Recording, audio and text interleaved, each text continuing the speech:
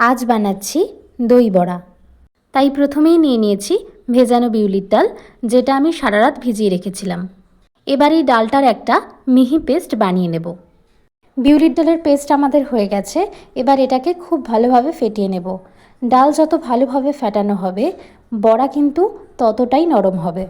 এরপর এর মধ্যে স্বাদমতো নুন, 1 চামচ জিরে আর 1 চামচ মৌরি দিয়ে আবারও খুব ভালোভাবে ফেটিয়ে নেব। এরপর কড়াই দিয়ে দেব সাদা তেল। এই সময় গ্যাসটা কিন্তু একদম লো ফ্লেমে থাকবে। তেল গরম হলে এক এক করে বড়াগুলোকে ছেড়ে দেব। গ্যাসটা লোতে রেখে আমি বড়াগুলো ভাজবো, কারণ বড়াগুলো খুব বেশি লাল করে ভাজা যাবে না। 3 থেকে 4 মিনিট পর একটা চামচের সাহায্যে আস্তে আস্তে বড়াগুলোকে উল্টে দেব। দেখাই যাচ্ছে বড়াগুলো কিন্তু বেশি লাল হয়নি।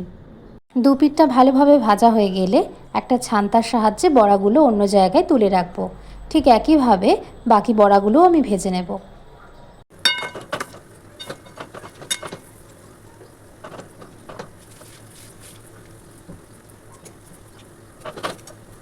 বড়াগুলো ভাজা আমাদের হয়ে গেছে।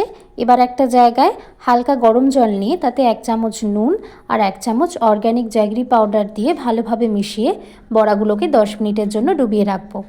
10 মিনিট পর বড়াগুলো জল থেকে তুলে হাত দিয়ে যতটা সম্ভব জলটাকে চিপে বার করে নেব।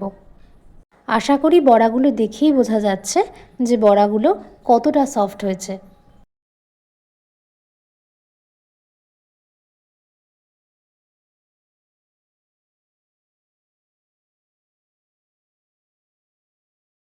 এরপর একটা জায়গায় 200 গ্রাম টক দই নিয়ে নিচ্ছি। টক দই কিন্তু আমি ঘরেই পেতেছি।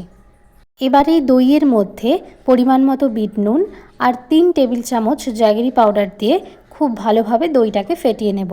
জ্যাগরি পাউডারের বদলে আপনারা চিনির ব্যবহারও করতে পারেন। দইটা ভালোভাবে ফেটানো হয়ে গেলে ফেটানো দইটা বড়াগুলোর উপরে দিয়ে দেব। দই বড়ার জন্য একটা মশলা বানিয়ে নেব। তার জন্য লাগবে 1 চামচ জিরে, 1 চামচ ধনে, 1 চামচ মৌরি, 2টো শুকনো লঙ্কা আর সামান্য নুন শুকনো খোলায় ভেজে নিয়ে গুঁড়িয়ে নেব। এরপর তৈরি করে রাখা মশলা, সামান্য গ্রিন চাটনি, রেড চাটনি আর ঝুরি ভাজা উপর থেকে ছড়িয়ে আমি এটা পরিবেশন করেছি।